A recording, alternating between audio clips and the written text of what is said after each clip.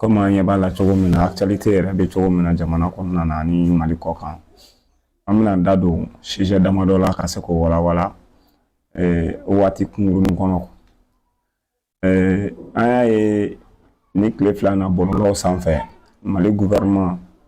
ani Barrick n'o ye kanajɛnw ka société min cɛsirilen don sanubɔ la kosɛbɛ an ka jamana kɔnɔ yan nɔ a bɛ san caman bɔ donc o tun bɛ procès dɔ la donc procès in bɛ tali kɛ mun kan a bɛ tali kɛ Barrick yɛrɛ ka baara kɛcogoya kun ka Mali kɔnɔ ani Mali yɛrɛ gouvernement kelen bɛ ka ɲangini dɔw ta ka ɲɛsin Barrick ma o ɲangini ninnu kun kɔnɔna na anw y'a jateminɛ k'a fɔ Barrick yɛrɛ baarakɛla damadɔ kun minɛlen don depuis a bɛ kalo damadɔ bɔ en plus aussi Barrick ka sanu dɔw kun bɛ min saisira Mali fɛ jusqu'à ce que administration provisoire yɛrɛ kun nomina Barrick yɛrɛ sanubɔ dingɛ kunna ni kalo tile 24 an y'a ye k'a fɔ ko Barrick ka émissaire dɔw nana minnu ni an ka jamana ministre so dɔw ye ɲɔgɔn ye n'o ye an ka économie mine donc ani département wɛrɛw minnu da kan ka don a kuma la pour que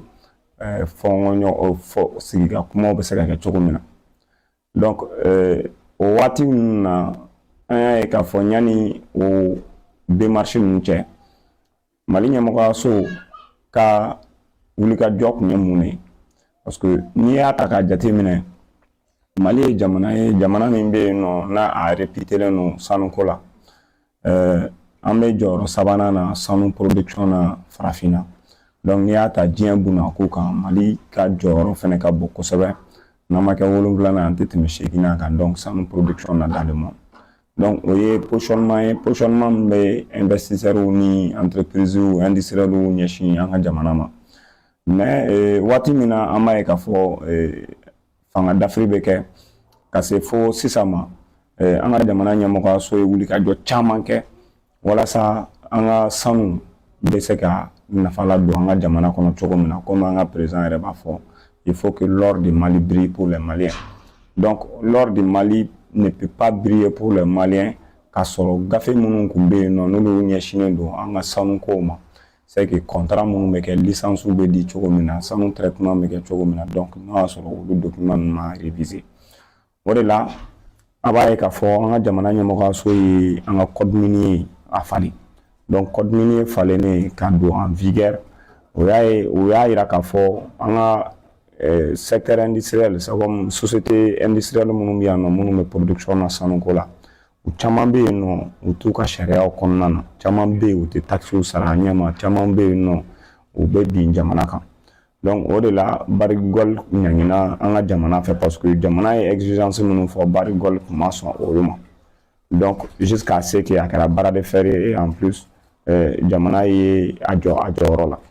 bon anw bolo k'a fɔ nin société ba sugu ninnu diɲɛ kɔnɔ k'a fɔ an ka jamana ni u mana na bila ɲɔgɔn na k'a fɔ a ko tɛna na daja an ka jamana na mais an y'a faamu k'a fɔ avec l'abnégation même des autorités et leur détermination on a compris que u y'a faamu k'a fɔ u bɛ kɛlɛ min na c'était une lutte vraiment noble ils savaient que a bɛ se ka aboutir quelque chose vraiment de concret donc o de la sigika kuma minnu kɛra Barrick ni an ka mɔgɔw fɛ o sigika kuma ninnu condition kɔnɔna na a yirala k'a fɔ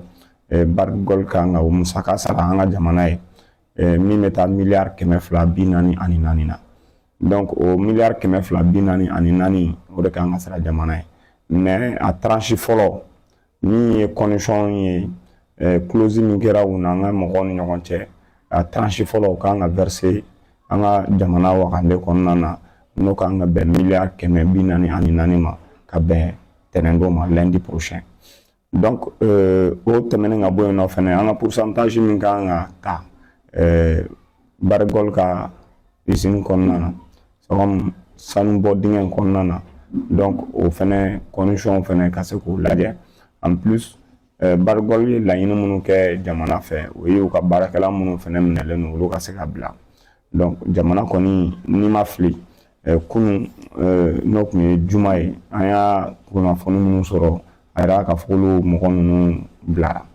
donc an kɔni bɛ min danganiya o de ye k'a yira k'a fɔ Mali la yan nɔ n'i y'a ta k'a jateminɛ san 2023 Mali ye 70 tonnes d'or de produits san kɔnɔna na donc n'i ye an ka 2024 ta k'a jateminɛ 2024 la selon les chiffres officiels an ye sanu tonnes 50 de produits donc o kɔrɔ k'a fɔ ko 2023 la an ye min produit 2024 la an ma se k'o produit k'a sababu kɛ gɛlɛya caman donc an dun bɛɛ b'a dɔn Mali ye dugu ye jamana dugukolo min beninen don Ala fɛ c'est que Ala ye sanu de d'an ma an t'a dan dɔn mɔgɔ minnu bɛ histoire dɔn ka daminɛ depuis Kanko Musa la bien avant Kanko Musa an b'a ye k'a fɔ empereur si mana jamana in kɔnɔna na o wura si mana jamana in kɔnɔna na min ma sanu de bila en valeur min ma sanu exploitation kɛ donc depuis le temps de Kanko Musa ka sanu bɔ ka taa ni sanu ye Iji la donc ka sanu kɛ dɛmɛ ye ce qui a fait que mɔgɔ caman ɲɛsin an ka jamana ma mɔgɔ caman y'an ka jamana la kodɔn mɔgɔ caman y'an ka jamana ka potentialité dɔn sanuko la sanu min filɛ nin Ala ka dili de don a m'a ɲininka k'a fɔ k'a b'a d'an ma wa an t'a ka taxe sara a kunkɔrɔ fɛnɛ donc fɛn min de don il suffit seulement que an ka jamana ka se k'a bila en valeur pour que a bɛ nafa min na don jamana kɔnɔna na jamanadenw bɛ se k'a tɔnɔ sɔrɔ cogo min na n'i ye Mali ta o région ka dɔgɔn sanu tɛ Mali région min na même tout récemment an y'a ye bɔlɔlɔw kan kunnafoni siraw fɛ k'a ye k'a fɔ ko Ansongo yɔrɔ dɔ bɛ yen nɔ sanu découverte kɛra yen nɔ donc i yɛrɛ tɔgɔmatɔ an y'a ye jaw la u bɛ ka kuru dɔw ta i b'a ye k'a fɔ sanu tracé don kuru ninnu na donc l'État même a décidé ka yɔrɔ in protéger an y'a ye k'a fɔ Gawo mara la fɛnɛ sanu bɔ dingɛ min tun bɛ yen nɔ n'o y'a sɔrɔ a tun bɛ ka bɔ a tun bɛ ka bɔ illégalement a mɛnna jamana y'a décidé fɛnɛ ka se ka fu siri o dan na pour prendre le contrôle même de ce site là en charge o tɛmɛnen ka bɔ yen an y'a ye Kidal mara fɛnɛ la même après la reconquête de Kidal an y'a ye k'a fɔ u ye yɔrɔ dɔ découverte kɛ wa yɔrɔ min na u tun bɛ taga sanu bɔgɔ ta ka taga a écraser donc u b'a ko k'a sanu extrait ka bɔ a la an ye nin bɛɛ ye donc o ye an yɛrɛ ka jamana nɔrɔya bolo ye n'i nana centre kɔnɔna na Sikaso mara ka se Segu mara ma ka na Kulukoro mara la donc mɔgɔ tɛ Kayi fɔ Kayi ye région ye région min bɛ yen nɔ depuis des milliers d'années sanu ma ka bɔ a dugukolo kan wa a ta ka ban donc o kɔrɔ de k'a fɔ ko Mali ye jamana min bɛ yen nɔ qui est vachement riche en sous-sol surtout en termes de l'or donc an ka jamana ɲɛmɔgɔ ye kuma min fɔ n'o y'a sɔrɔ c'était a kana na dan dɔrɔn parole ma quoi c'est que l'acte aussi accompagne la parole o y'o de yira an na u ni Bargol ka bras de fer na et que an bɛ se k'a fɔ jamana est ressorti vraiment gagnant avec la tête haute à histoire kɔnɔna na et cela quand même doit aussi nous interpeller tous en tant qu'acteurs, que tu sois acteur de la société civile, que tu sois acteur politique ou que tu sois dans l'administration, en bel et œuvrer pour l'intérêt suprême même de la nation, en protégeant quand même les intérêts fondamentaux même aussi de la nation. Donc, on a pour accompagner vraiment ces actes-là. On a vu, Nyani Bikunche, an ka société minière caman bɛ yen nɔ i b'a ye k'a fɔ Mali n'u ka bolodi ɲɔgɔn ma ɲɔgɔn baara la i b'a ye k'a fɔ pourcentage minnu bɛ di an ma a caman kun tɛ tɛmɛ 17% a caman kun bɛ yen nɔ u tɛ tɛmɛ yɛrɛ 12% kan mais on a compris que au fur et à mesure jamana bɛ ka se ka a ka décision ta tout récemment en mois d'octobre Mali ka an ka gouvernement ye je crois 114 licences o de annulera minnu attribué nos sociétés la minnu kan ka sanu ɲini minnu kan ka exploiter k'a daminɛ Kayi ka taga fo Tawudeni zone na donc o licence fɛn fɛn annulera a kɛkun tɛ dɔwɛrɛ c'est pour assainir le secteur même de mine donc pour que mɔgɔ bɛɛ kana na yamaruya bilen ka se ka sanu mine produit en bara wa mogo bɛɛ kana na yamaruya ka papier di bɛɛ ma, et en plus surtout ceux qui ne s'acquittent pas de leurs droits. Donc en kan ka olu mɔgɔ ninnu kan ka ɲangi. An y'a ye k'a fɔ phénomène dɔ yɛrɛ bɛ sanuko kɔnɔna na, vu que le Mali vraiment est potentiellement riche dans ce domaine là, an y'a ye k'a fɔ an ka bajiw menacé len don k'a sababu kɛ dragage ye. An y'a ye gouvernement ye décision minnu ta o la dragi ko ka interdit ba ninnu sanfɛla na. An y'a ye Kulukoro mara la, dans la région de Kulukoro, quand même avec la vision même du gouverneur de Kulukoro, an b'a fɔ de passage, ale ye wulikajɔ min kɛ k'a daminɛ Bamako mara la ka taga bila fo Kangaba zone na jusqu'à la frontière de Guinée. Dragitigi minnu bɛ yen, wulikajɔ minnu kɛ yen nɔ, u ye opération coup de poing minnu kɛ ka ɲɛsin u ma. Parce que fɛn min de don, an y'a ye k'a fɔ an ka écosystème, an ka ba kɔnɔna na, jɛgɛw ni an ka fɛn minnu bɛ yen nɔ, dragi ko in ma ka se ka dankariba kɛ o fɛn in na. Il est temps que jamana ɲɛmɔgɔw ka se ka mesure ba ta o la. N'i bɔra yen nɔ, n'i taara fleuve Sénégal kan, Mali ni Sénégal ni ɲɔgɔn cɛ la, dans la zone de Keɲaba, i b'a ye k'a fɔ a impactera yen nɔ kosɛbɛ environnement kan. O tɛmɛnen ka bɔ yen nɔ, on a vu que aussi sanuko kama fɛnɛ les Chinois qui viennent ici, minnu bɛ ka na an ka kungo kɔnɔnaw jamata, minnu bɛ ka na an ka kungo kɔnɔnaw tiɲɛ avec des bulldozers, avec des tracteurs, avec des pelles chargeurs, u bɛna ka na kungo kɔnɔna fan bɛɛ araser fɛn kama. Wa an b'a ye k'a fɔ a yɔrɔ ninnu fɛn fɛn bɛ yen nɔ, n'u tɛmɛna kan, a yɔrɔ ninnu fɛn fɛn bɛ yen nɔ, u classe tɛ se ka exploiter bilen, soit i b'a ye k'a fɔ u tɛ se ka a tɛ se ka réutiliser quoi. Donc au de contexte kɔnɔna na, on veut que ça change, que les données vraiment changent dans ce domaine. Maintenant, comme an y'a fɔ cogo min na an ka émission daminɛ la, an tɛ segin an tɛ ɲinɛ mɔgɔ bɛ yen nɔ minnu sɔgɔlen don an ka canal la, an bɛ bɛɛ lajɛlen fo, an b'a laɲini fɛnɛ émission y'a ka partager, émission in a initiera pour que an bɛ se ka kunnafoni di ɲɔgɔn ma cogo min na, kunnafoni jɛlen di ɲɔgɔn ma cogo min na an ka hakilina kɔnɔna na. Donc o bɛ tali kɛ an ka point filanan kan, an bɛ don an ka point filanan kɔnɔna na, o bɛ an ka carburant ko situation kan. Comme bɛɛ lajɛlen b'a kalama cogo min na, depuis ni san 2025 septembre kalo kɔnɔna na, Mali confrontelen don crise dɔ la, an b'a fɔ crise min ma crise inédite. C'est comme crise min bɛ yen nɔ ni an ma deli ka a ɲɔgɔn dɔn an ka jamana kɔnɔna na, n'o ye ka se ka an ka carburant doni tigɛ. Mɔgɔ min b'a a kalama dans le monde, Mali fait partie de ces 37 pays qui ne sont pas débouchés à la mer. Donc a bɛ fɔ les pays sans littoral. Donc o yɛrɛ organisation bɛ yen nɔ, diɲɛ organisation dɔ bɛ yen min sigilen don pour que ka se k'o pays ninnu défend. Donc ni an tɛ kɔgɔjida la, o b'a yira k'a fɔ an ka matière première dɔw bɛ yen nɔ, o bɛ taa jamana wɛrɛw kɔgɔjida de la pour que a bɛ se ka don an ka Mali, an ka jamana kɔnɔ. Donc o ye phénomène ye min bɛ se ka an ka jamana handicapé sira dɔw fɛ, parce que pour que i ka se ka i ka produit sɔrɔ, pour que i ka se ka i ka matière première dɔw sɔrɔ, fo i ka se ka taga à des milliers de kilomètres pour que i ka se ka t'u transporter ka don n'a ye i ka jamana kɔnɔna na. Donc vu que an bɛ guerre min na, an bɛ se k'a fɔ c'est une guerre asymétrique, c'est une guerre imposée, c'est depuis 2012 an bɛ nin guerre nin kɔnɔna na, et que aujourd'hui malgré l'implication même des forces obscurantistes étrangères qui soutiennent quand même ces bandits armés, ces narcotrafiquants, ces djihadistes. Donc an bɛ se k'a fɔ malgré tout ça là, le Mali est resté debout pendant plus de 10 ans.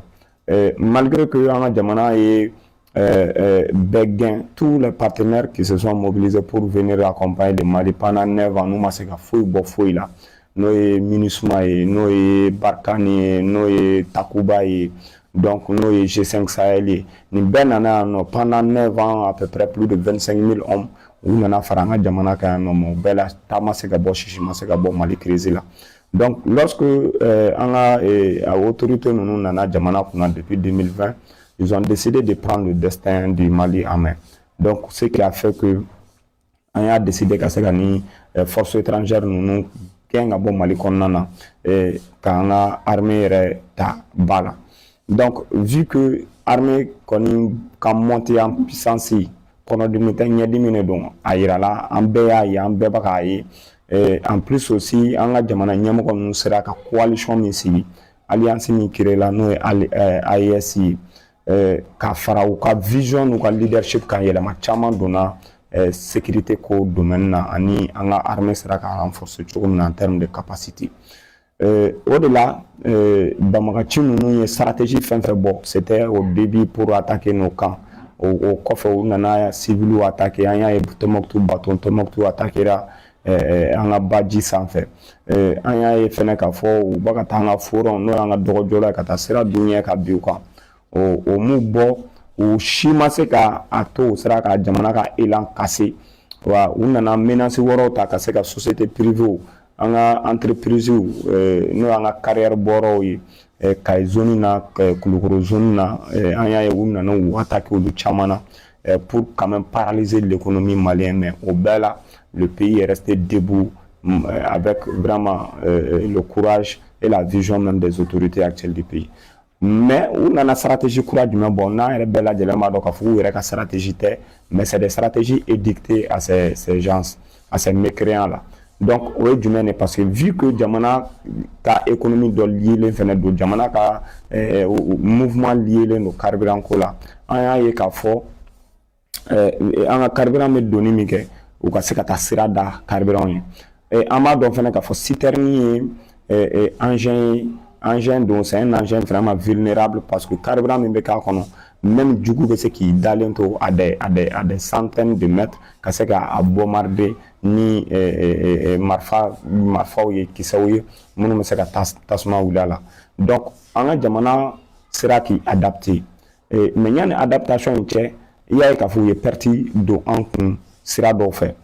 que ça soit sur la route de Kayi que ça soit sur la route de Sikasso an y'a ye k'a fɔ u sera ka perte dɔ don an kun a la mais nin yɔrɔ in na de passage an k'an ka jɔnw de fo an k'an ka malidenw de fo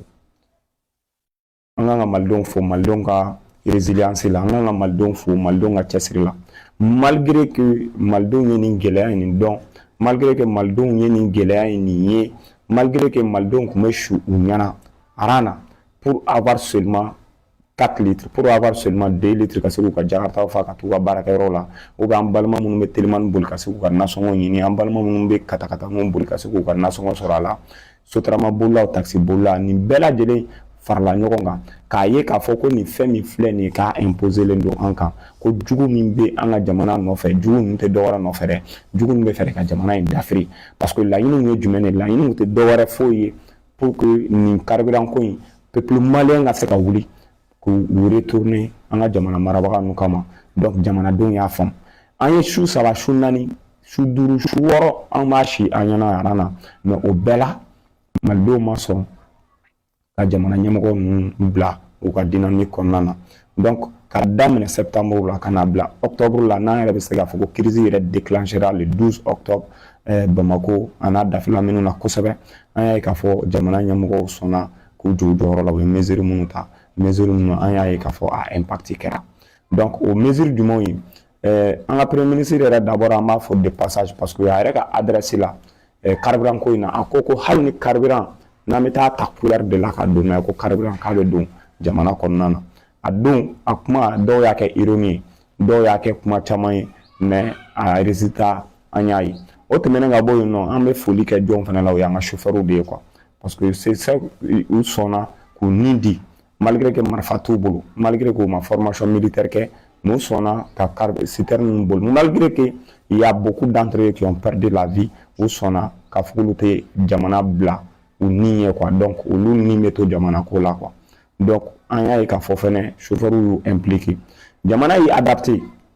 depuis san 12 jamana bɛ k'i adapté an y'a ye k'a fɔ jugu bɛ na ni stratégie fɛn fɛn ye il a fallu un bout de temps juste minimum de temps que jamana sera k'i adapté pour faire face malgré les menaces parce que an y'a ye k'a fɔ u ka djihadiste propagandiste dɔ bɔra min ka ci ye message bilalen bɔlɔlɔ kan k'a fɔ ko Bamako encerclé don donc citernité don olu de sago b'a la donc olu de b'a décider ni waati min na n'a kan ka don jamana ɲɛmɔgɔ y'a yir'u la k'a fɔ ko il parle mais l'État ne parle pas, l'État agit. Donc jamana ɲɛmɔgɔw ma kuma mais jamana ɲɛmɔgɔw agira en leur montrant que toutes les stratégies qu'ils ont pu mettre sur place, l'État aussi a sa stratégie pour contrecarrer ou pour vaincre ces stratégies-là. Donc à peine un mois et 20 jours, on ne sait pas faire parce que la crise d'amener le 12 octobre, 12 novembre, il y a un mois, c'est 20 novembre, on ne sait pas faire 25 novembre, caman bɔra crise la et bi alhamdulillah bi an ka station ka dɔgɔn station min bɛ yen nɔ min approvisionnelen tɛ carburant na Bamako a n'a dafɛla minnu na donc an bɛ min ɲini comme État yɛrɛ y'a fɔ cogo min na le ministre de commerce a y'a yira k'a fɔ ko d'ici lundi semaine d'ici mardi mercredi prochain k'a fɔ ko carburant kan ka se région ninnu caman na n'o ye Segu n'o ye Mopti donc on a compris que l'acte est toujours la parole est toujours accompagnée par l'acte parce que bi an bɛ samedi min na bi an y'a ye k'a fɔ 110 citernes ɲɔgɔn o donna Sikaso pour l'approvisionnement et on attend aussi le convoi pour Ségou, on attend aussi le convoi pour Mopti et les autres régions, surtout les nouvelles régions comme Koutiala et San. Donc au point là, on ne sait pas faudra c'est juste s'allier quand même le gouvernement en surtout en particulier aussi la jeunesse, le Conseil national de la jeunesse qui a pris aussi quand même son destin à main en accompagnant aussi l'initiative gouvernementale malgré les efforts, malgré la difficulté. CNJ Mali ou Yuka Barake, surtout en Djoro, en Yaïka Fo Julien Kumbula, station Kono, c'était pour l'organisation. Donc, de passage, je salue le président Sori Ibrahim Sissé. Donc, on a un élément bel à dire. Mais Baramike, quand même, l'État leur sera vraiment reconnaissant, vu tous les efforts qu'ils ont fait sur le terrain. Donc, on met folie de Kem Maldoni. Et dispositif Ngangata, parce que dans chaque chose, il faut qu'on tire des leçons. Ni crise Nkanga en besoin hakila. Kaira Kafo Jamana est vulnérable parce que vu que ante korodidala amga fait transporter cadeau donc jamana rekanga jumene jatimine ni ko ina san ni ne yininga ka foko ni ko in kofe qu'est-ce que l'État doit faire pour moi la première des choses au de jamana kanga miri jamana kanga fereke ka se ka système de stockage nyama ke Mali donc au tesekanya faut anga se ka bara chamanke au domaine kan an b'a ye k'a fɔ ONAP bɛ yen ONAP la Mali ka carburant bɛ na a bɛ dédouaner ani a bɛ stocker a bɛ bɔ mais an y'a ye k'a fɔ système de conservation b'an bolo a délai man jan k'a fɔ ko nin ye crise sugu binna jamana kan ko Mali yɛrɛ sera ka an bɛ se k'an ka carburant ko ta à travers ce système de stockage an y'a ye k'a fɔ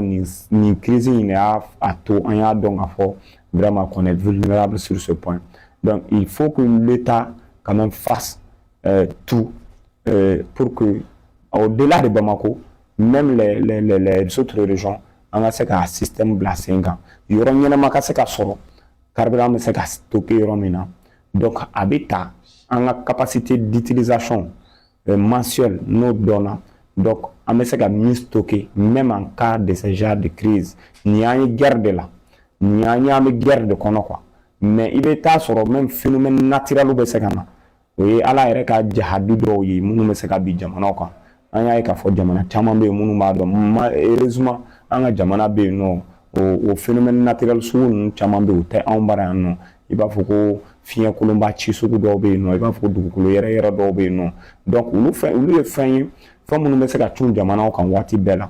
a bɛ se ka pɔn kari a bɛ se ka siraw tigɛ ainsi de suite. Maintenant, nous faisons ce que qu'est-ce que l'État doit faire. Maintenant, pour anticiper tout ça là, donc Jamana kanga jumene ke odi anga se kanga système de stockage nyenamo ke a mi se ka Jamana ta 2 mois, 3 mois konnana en cas même de guerre ou en cas de catastrophe naturelle anga se ka anga Jamana approvisionner ka so ama bɔ ka taga carburant ɲini yɔrɔ wɛrɛ. O ye ne ka proposition fɔlɔ. Proposition filanan ye jumɛn? Il faut que jamana ɲɛmɔgɔ ka an ka recherche ani an ka production de pétrole ka se ka accélérer. N'an ma ɲinɛ a bɛ san caman bɔ a yira la n'a ka fɔ an ka carte minnu bɔra, carte géologique minnu bɔra Mali kɔnɔna na n'o y'an ka dugu jukɔrɔ nafolo fɛnw ye. An y'a ye k'a fɔ u y'a yira point caman na k'a fɔ ko pétrole b'an bara. Maintenant, qu'est-ce qui fait que pétrole ko in a taga se ka sigi sen kan? Moi, je pense que jamana ɲɛmɔgɔ kan ka se k'u pencher nin point in kan parce que n'i y'a ye bi an balima minnu bɛ Niger l'autre jour u ye citerne 80 de convoyé ka bɔ Niger ka na a kɛ dɛmɛ ye Mali ma parce que nous sommes dans un esprit collectif o de ye ka se ka ɲɔgɔn dɛmɛ surtout an bɛ alliance min kɔnɔna na parce que munna Niger bɛ pétrole bɔ a bara, Niger bɛ pétrole bɔ a bɛ waatinin bɔ. Mali kan ka jateminɛ bi an yɛrɛ ka jamana kɔnɔ qu'est-ce qu'il faut faire pour que pétrole production an bɛ se ka kɛ? O ye hypothèse ye min fana bɛ se k'a to an tɛ na taa carburant importé ka don an bara cogo min na. C'est des projets à court terme, moyen terme et à long terme. Donc an ye min fɔ n'o ye système de stockage an bɛ se k'o bila minɛn kɔnɔ min ye court terme ye.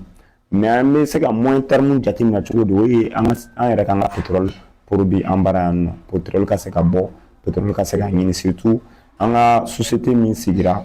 n'o ye société minière min Mali yɛrɛ ye min créé. Je crois Sonarem, oui, je crois ça doit être ça. Olu ka baara ka se ka kɛ ni volet ninnu kan kosɛbɛ. Sanuko ta kɔfɛ an ka se ka empêcher pétrole ko kan.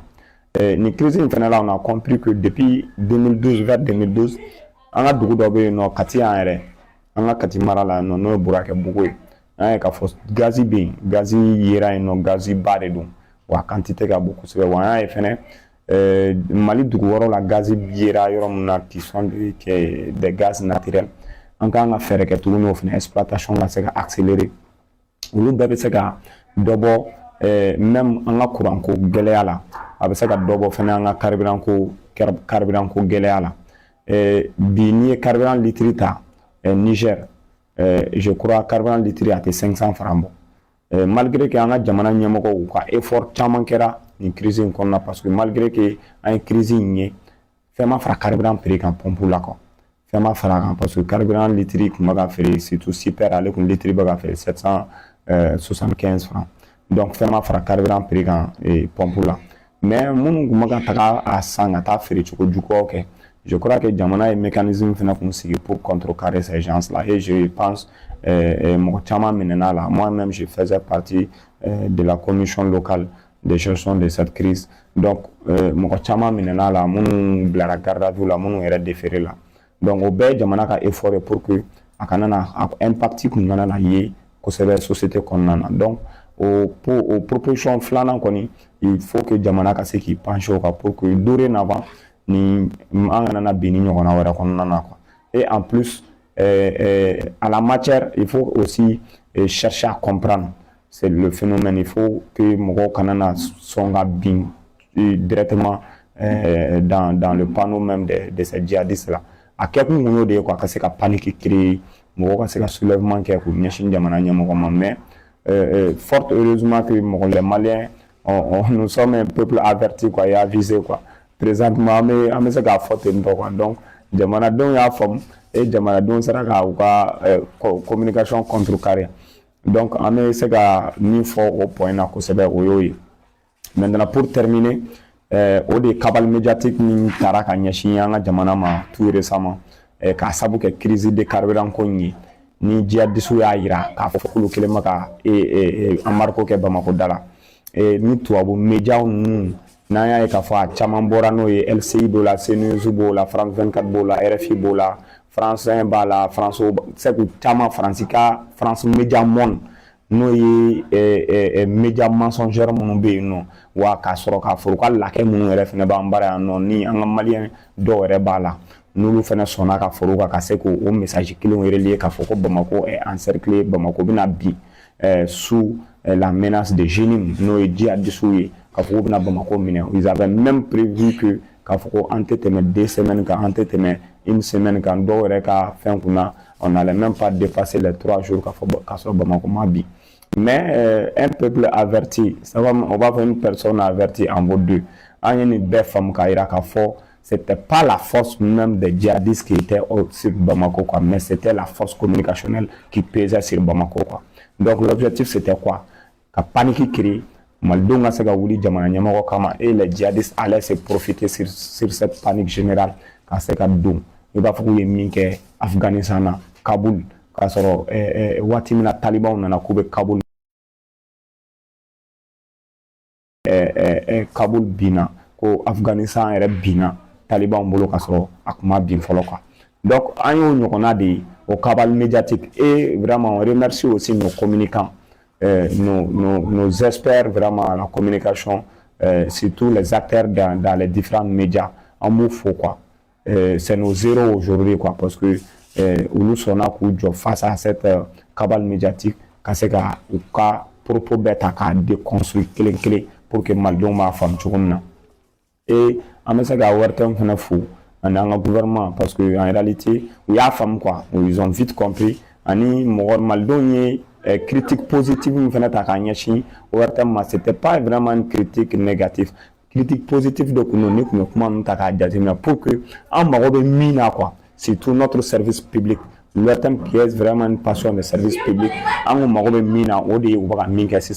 c'est que nous médias nous ta débat ka spécifiquement ka se ka propos ta ka déconstruire ka se ka ira Maldona A plus B noir c'est blanc ka fo ou baka galon quoi. Donc, on dit que la nature a l'horreur même de vide, quoi. Ni kuma ɲɔgɔn to yen a ka se ka kuma surtout galonga de la mini tiɲɛ bɔlen non an b'a ye k'a fɔ jugu bɛ se ka s'i la quoi. Donc comme an yɛrɛ bɛɛ y'a faamu k'a fɔ ko malidenw ye fɛn faamu et que Mali médiaw bɛɛ ye fɛn faamu malgré tout jugu kɔnɔna jugu kelen kelen minnu b'an na an b'a danganiya k'a fɔ k'u tɛna se quoi, foyi tɛna bɔ kɛlɛ in dynamique la. Donc o la an bɛ bɛɛ lajɛlen fo an bɛ maliden bɛɛ lajɛlen fo bɛɛ ka résilience la a balimakɛ a n'a denkɛ Musa Zan Jara ka bɔ Kati. Donc nin kun y'an ka hakilina fitinin ka se ka di an ka actualité situation kan ni Ala sɔnna ma an bɛ ɲɔgɔn sɔrɔ yan sini ka se ka sujet wɛrɛw kuma kɛ. Merci beaucoup.